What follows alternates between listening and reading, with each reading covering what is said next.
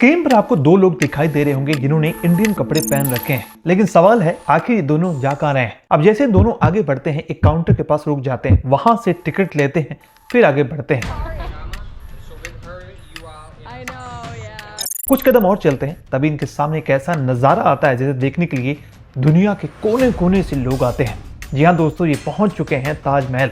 वही ताजमहल जैसे मुगल बादशाह शाहजहां ने अपनी पत्नी मुमताज महल की याद में बनाया था, जैसे प्यार की निशानी कहा जाता है। सफेद मरमर से बना ये मकबरा 1631 से 1648 के बीच बनाया गया। लेकिन अब थोड़ी देर रुककर सोचिए, आखिर इस इमारत में ऐसा क्या खास है कि सिर्फ एक साल में लाखों लोग इसे देखने पहुंचते हैं। अगर आप भी इस जगह पहले पहुंच चुके हैं या अभी तक नहीं आए हैं, तो हो सकता है आपने कुछ चीजों को नोटिस नहीं किया। 2024-2025 की इस रिपोर्ट को देखिए, 69 लाख लोग ताजमहल पहुंचते हैं। इनमें करीब 62.6 लाख हमारे थे, 6.45 लाख फॉरेन टूरिस्ट थे। यानी दुनिया के अलग अलग कोनों से लोग इस इमारत को देखने के लिए आगरा आ रहे हैं। ये सिर्फ एक टूरिज्म नहीं रहा, एक पूरा बिजनेस मॉडल बन चुका है। लेकिन इस नंबर को थोड़ा कंपेयर करके समझते हैं कि आखिर इतने सारे लोग आ क्यों रहे हैं और कितना रेवेन्यू होता है इस सब से। ऐसे कि 145 सेंट्रल प्रोटेक्टेड टिकट मॉन्यूमेंट पर जितने टूरिस्ट आए थे, उनमें से करीब 12% लोग पाए गए कि वो ताजमहल देखने जरूर आ रहे हैं। यानी हर 100 विजिटर में से लगभग 12 लोग ऐसे थे जो ताजमहल देखने आए हैं। अब अगर डोमेस्टिक टूरिस्ट की बात करें तो ताजमहल के बाद उड़ीसा का सन टेम्पल दूसरे नंबर पर आता है।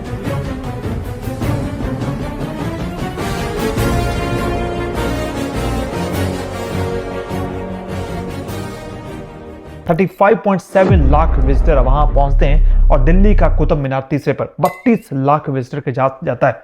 लेकिन फॉरेन टूरिस्ट की बात ही अलग है, क्योंकि ताजमहल के बाद आगरा फोर्ट और कुतुब मीनार दोनों में करीब 2.2 लाख फॉरेन विजिटर आ पहुंचे। यानी ताजमहल बाकी मोन्यूमेंट से सिर्फ थोड़ा आगे नहीं है, एक अलग लेवल पर है। लेकिन अपने सवाल पर वापस आते हैं, आखिर क्यों? क्या इसके पीछे इसकी पॉपुलैरिटी है या फिर बात कुछ और है? अब जरा सोचिए, इतने सारे लोग ताजमहल देखने आए हैं तो जाहिर है वहां टिकट से भी अच्छी खासी कमाई होगी। इस रिपोर्ट को देखकर आपको अंदाजा लग जाएगा, 98 करोड़ 55 लाख का रेवेन्यू 2024 में रिपोर्ट किया गया। यानी जिस जगह पर ये लोग अभी टिकट लेकर अंदर गए हैं, उसी टिकट से हर साल लाखों करोड़ों की कमाई होती है। लेकिन सवाल यह है कि ये पैसा लगाया कहां जाता है, क्योंकि इतनी बड़ी हिस्टोरिकल बिल्डिंग को मेंटेन करना आसान बात तो है नहीं। इसे साफ रखना, प्रिजर्व करना और आने वाली जनरेशन के लिए सुरक्षित रखना भी जरूरी है। इसलिए कई सारे वर्कर काम करते हैं और इसी वजह से 2023 से 2025 में ताजमहल को मेंटेन और सफाई पर 43.06 करोड़ रुपए का खर्च का आंकड़ा सामने आया। लेकिन ताजमहल की पॉपुलैरिटी सिर्फ टूरिस्ट तक सीमित नहीं है, दुनिया के बड़े बड़े लोग भी यहां आ चुके हैं। प्रिंस विलियम और कैथरीन वो भी यहां आ पहुंचे हैं और हॉलीवुड एक्टर ईवा अपनी फियांसे के साथ ताजमहल पहुंचे थे और उन्होंने इंस्टा पर बाकायदा लिखा, can't live Agra without a jumping photo in front of Taj Mahal. Facebook के सीईओ 27 अक्टूबर 2015 को ताजमहल का दौरा करने आते हैं और इस मूवमेंट को देखकर उनसे भी रहा नहीं गया और उन्होंने लिखा, what love can motive us to build. यानी उनके लिए भी ताजमहल सिर्फ एक पुरानी इमारत नहीं थी, बल्कि एक ऐसी चीज थी जिसे देखकर इंसान सोचता है, प्यार के लिए कोई इतना भी कर सकता है। और यहां तक कि डोनाल्ड ट्रंप भी ताजमहल देखने आए थे और कनाडा के प्राइम मिनिस्टर जस्टिन ट्रूडो भी पीछे नहीं रहे, अपनी फैमिली के साथ ताजमहल देखने जा पहुंचे।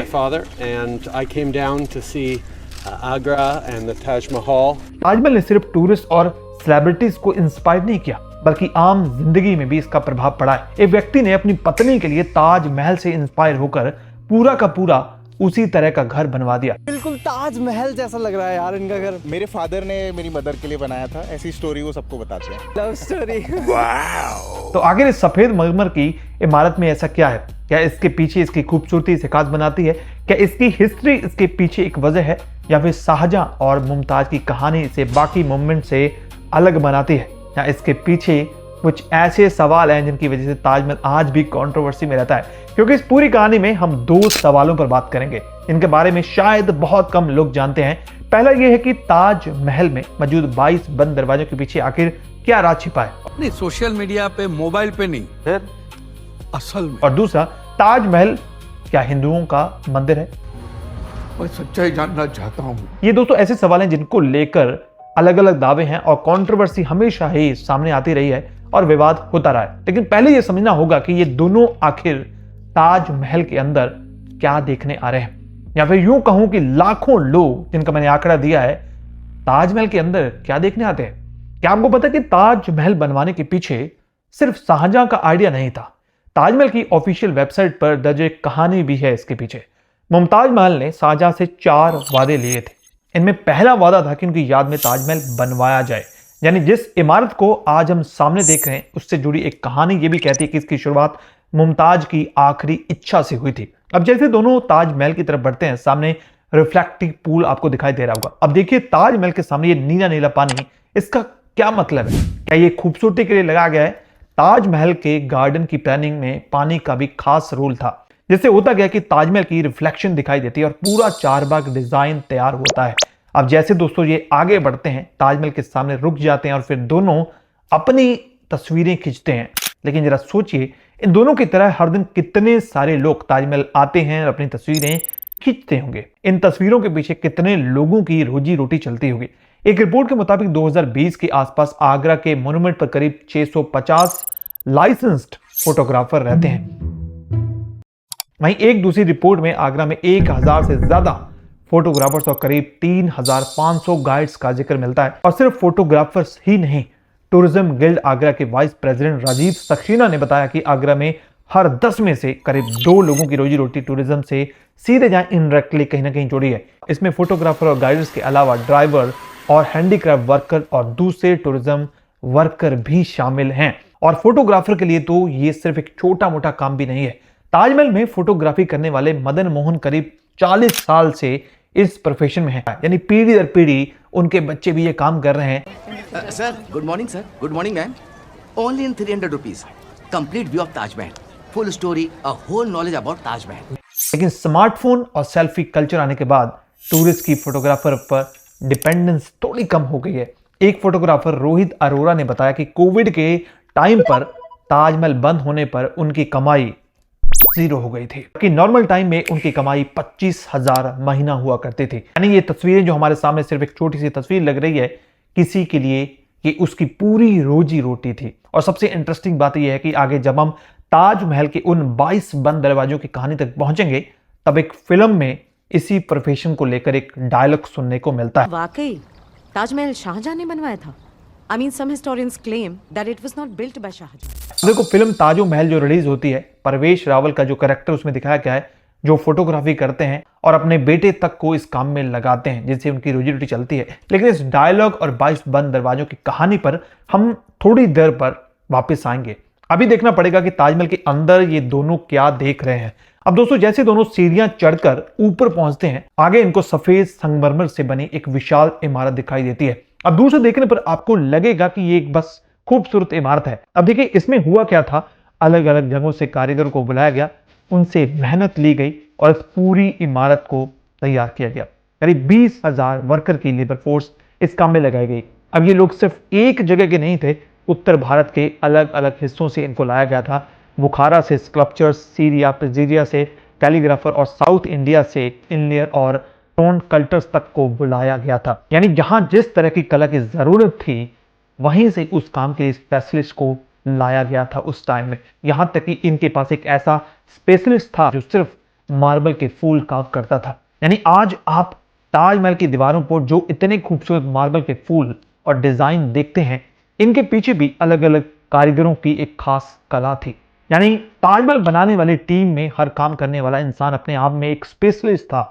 और इस पूरी क्रिएटिव टीम में 37 ऐसे लोग थे जो एम्पायर शाहजहां की सुपरविजन में काम किया करते थे। Nur Jahan, in all her sophistication, has just built simply one of the most exquisite buildings in the history of Indian architecture.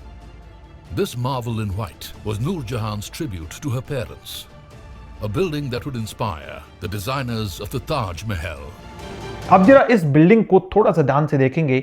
चारों कोनों पर 4 मीनार्स, बीच में विशाल डोम और पूरी बिल्डिंग में सिमेट्री आपको दिखाई देगी। यानी इस तरह से इसको डिजाइन किया गया था। इसकी पूरी आर्किटेक्चर एक बैलेंस पैटर्न के रूप में दिखाई देती है। और सिर्फ बाहर से ही नहीं, इन सफेद दीवारों पर जो फूल, बेलें और डिजाइन आपको दिखाई दे रही हैं, उनमें अलग अलग सेमी प्रीशियस स्टोन को मार्बल में जड़ने की पिट्रा डूरा टेक्निक का इस्तेमाल भी हुआ था। यानी सामने से देखने पर यह सफेद मार्बल की एक इमारत लग सकती है, लेकिन इसके हर हिस्से के पीछे अलग कारीगरी, अलग टेक्निक, सैकड़ों सालों पुराना एक्सपीरियंस और क्राफ्टमैनशिप जैसी चीजें छुपी हुई हैं। अब ये दोनों ताजमहल के अंदर घूमते हैं, कुछ तस्वीरें खिंचवाते हैं और आखिर में अपना ब्लॉग यहीं खत्म कर देते हैं। अब हम थोड़ा आगे बढ़ते हैं और दूसरे ब्लॉगर के ब्लॉग पर जाकर देखते हैं। यहाँ वो आगरा फोर्ट के बारे में बता रहा है, इसे बनाने में कितने साल लगे, इसका इतिहास क्या है। सबसे पहले मैं चाहता हूं कि आप इसकी पूरी बात को सुनिए जो उसके गाइडर्स ने बताई थी। कर गए हैं वो आड़े टेढ़े बनाए गए हैं ताकि दुश्मन इजीली अंदर एंट्री ना कर पाए। इन केस अगर वो 3 गेट तोड़ के दुश्मन रैंप पे आ जाता है स्लोप पे, तो यहाँ पर एक इको होता है। तो ये जब दैट टाइम हॉर्स अंदर आते थे उसकी आयरन का साउंड निकलता था, साउंड। तो साउंड जो है 4th गेट पे जाता था, वहाँ से बड़े बड़े फायर बॉल्स, हैवी रोलर दुश्मन को क्रश करने के लिए छोड़े जाते थे, इसलिए पूरा ये स्लोप बनाया जिस पे आप चढ़ के जाते। अच्छा, इसी पैसेज से अटैक यस। एंड साइड्स पे जो चैनल्स दिए हैं, वन साइड से हॉट ऑयल फेंका जाता था और सेकंड साइड से हॉट वाटर फेंका जाता था। Hot oil and hot water, enemy go back and died, खत्म। कोई चांद पे लाइनिंग देख रहे हैं, ये डिजाइन नहीं है। उस जमाने में हॉर्सेज आते थे, एलिफेंट आते थे, उनका पैर जो है वो स्लिप ना हो जाए, उसके ग्रिप्स के लिए बनाया गया स्पीड ब्रेकर। सेंटर में देखें आप, हाँ, वो जहांगीर के नहाने का बाथटब है। ओके। 3 सीढ़ी इसके अंदर उतरने की है और 3 सीढ़ी बाहर इसके चढ़ने की। हाँ। जब जहांगीर जोधाबाई से पैदा हुआ तो उसके मामा ने, मान सिंह ने, इसमें गोल्ड कवर्ड करके अपने नेफ्यू को गिफ्ट में दिया था। इसका जो वेट है वो 3000 kg का वेट है, 5 फीट डीप है और 3 फीट इसकी चौड़ाई है। और ये बट ओनली चाइल्डहुड, ये बाथटब यहाँ नहीं था, ग्रेप्स गार्डन में था। अच्छा। बाद में इसे यहाँ लाके रख दिया गया आपको दिखाने के, पब्लिक डिस्प्ले के लिए। साथ ही साथ आपको यहाँ शाहजहां का महल, मुमताज़ का शीश महल, मीना बाज़ार, अंगूरी बाग, दीवाने आम, दीवाने खास जैसे कई जगह देखने मिलेंगी। आगरा के किले में आपको एक ऐतिहासिक जेल भी देखने मिलेगी, जहाँ पे शाहजहां को उनके अपने बेटे औरंगजेब ने 8 साल के लिए कैद में रखा था और उसके बाद उनकी मृत्यु हो गई थी। अब दोस्तों, ताजमहल का इतिहास इतना बड़ा है कि इसे एक वीडियो में तो कवर कर पाना ऑलमोस्ट इम्पॉसिबल। लेकिन अभी तक हमने जो देखा समझा, उससे आपको ताजमहल की आर्किटेक्चर, हिस्ट्री और क्राफ्टमैनशिप से जुड़ी कई इंटरेस्टिंग चीजें समझ में आ चुकी होंगी। लेकिन अब वक्त आ गया है आपके उन सवालों पर लौटने का जिनका आपको बेसब्री से इंतजार है। पहला, 22 बंद दरवाजों के पीछे आखिर ऐसा क्या है, और दूसरा, क्या ताजमहल हिंदुओं का मंदिर है जिसे तोड़कर ताजमहल का रूप दे दिया गया। लेकिन अंदर क्या है ये जानने से पहले एक और सवाल लेना पड़ेगा, इन 22 कमरों को आखिर बनाया क्यों गया, इसके पीछे क्या वजह हो सकती है, इसे बनाने की जरूरत क्यों पड़ी। दरअसल इस पर आर्कियोलॉजिस्ट के मोहम्मद ने एक बात कही। उनके मुताबिक जिन्हें हम आज 22 बंद कमरे कहते हैं, वो असल में एक लंबे आर्च कॉरिडोर के अलग अलग सेक्शंस हैं जो ताजमहल के मार्बल प्लेटफॉर्म के नीचे बनाए गए हैं। अब मैं चाहता हूं कि सबसे पहले आप इस वीडियो को ध्यान से देखिएगा। 3D मैपिंग की मदद से इसको बनाया गया है। ASI के अनुसार ये चर्चित 22 बंद कमरे कोई रहस्यमयी गुप्त कमरे नहीं हैं, बल्कि यमुना की ओर बने बेसमेंट के लंबे आर्चेड कॉरिडोर का हिस्सा है। नीचे के आर्चेस विशाल प्लेटफॉर्म को सपोर्ट करते हैं। आज ये हिस्से आम पर्यटकों के लिए बंद है। एक और इंजीनियरिंग मास्टरपीस है दरवाजा ए रोजा। इसका पर्सपेक्टिव डिजाइन और विशाल मेहराब ताजमहल को एक शानदार विजुअल फ्रेम में प्रस्तुत करते हैं। और सबसे मशहूर मिथक कि कारीगरों के हाथ काट दिए गए थे, ये पूरी तरह एक अफवाह और मिथक है। कई कारीगर बाद की शाही परियोजनाओं में भी काम करते रहे। तो आपको ताजमहल की सबसे अद्भुत इंजीनियरिंग कौन सी लगी, नीचे कमेंट में बताइए। अब ताजमहल की पूरी बिल्डिंग को मेमोराइज कीजिएगा। देखते हैं कुछ रिपोर्टों को। ऐसे के आगरा सर्कल के एक अधिकारी के मुताबिक इतनी बड़ी स्ट्रक्चर में फाउंडेशन के बाद आर्च बनाए जाते हैं ताकि प्लेटफॉर्म को ऊपर उठाया जा सके और ऊपर पड़ने वाला लोड यूनिफॉर्मली स्प्रेड हो सके। यूज नहीं किया। हम लोग उसको कहते हैं ट्रायबिएट सिस्टम कहते हैं, 2 पिलर और उसके ऊपर जो है एक लिंडल रहेगा, उसको ट्रायबिएट सिस्टम कहते हैं। दूसरा जो मुसलमान जो लाए हैं उसको आर्कोइड सिस्टम कहते हैं, जो जो की स्टोन रहेगा, ट्रू आर्च कहते हैं उसको। ये पहले कभी भी जो ना मुसलमानों के आने के पहले ये ट्रू आर्च इंडिया में नहीं आया। अब ये सुनने के बाद एक और सवाल खड़ा होता है, अगर ये सिर्फ स्ट्रक्चर को सपोर्ट करने के लिए बनाए गए हैं तो फिर इन्हें बंद क्यों रखा गया।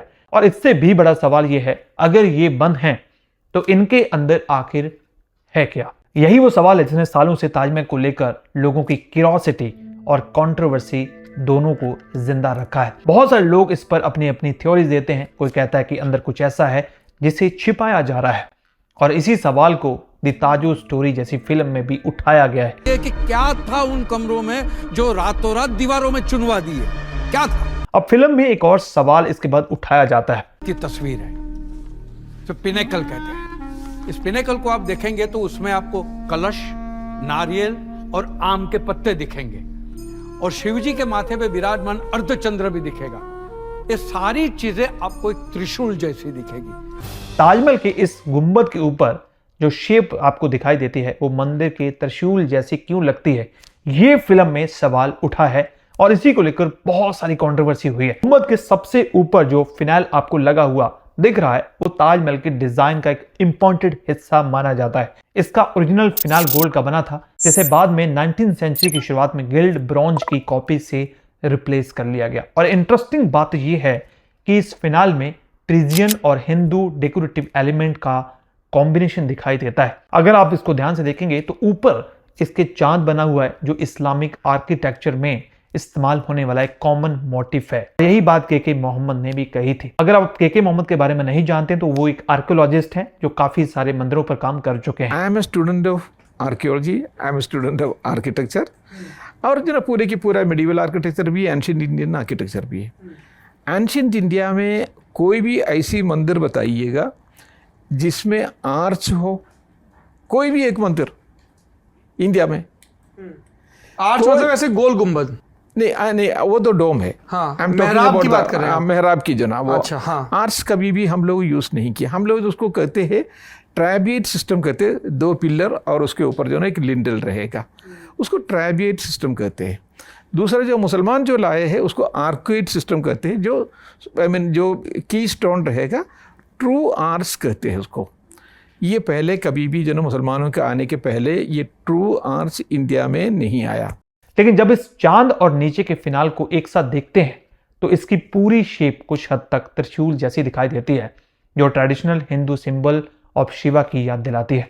लेकिन सिर्फ शेप देखकर यह कहना कि ताजमहल मंदिर था अपने आप में कोई प्रूफ नहीं है, और इसीलिए कोर्ट में यह मामला जब गया था और फिल्म में भी यही दिखाया गया, 2022 में ताजमहल के 22 बंद कमरों को खोलने और उसके इतिहास की जांच कराने की मांग को लेकर मामला इलाहाबाद हाई कोर्ट जब पहुंचा था, याचिका की मांग की गई थी कि ताजमहल की इतिहास की स्टडी कराई जाए और बंद कमरों को खोलकर वहां मौजूद हिस्टोरिकल एविडेंस की जांच कराई जाए, कि देखा जाए कि वहां क्या मंदिर था। लेकिन कोर्ट ने इस मांग को स्वीकार नहीं किया और कोर्ट ने यह फैसला नहीं दिया कि ताजमहल मंदिर है, और ना ही कोर्ट ने यह फैसला दिया कि ताजमहल मंदिर नहीं है।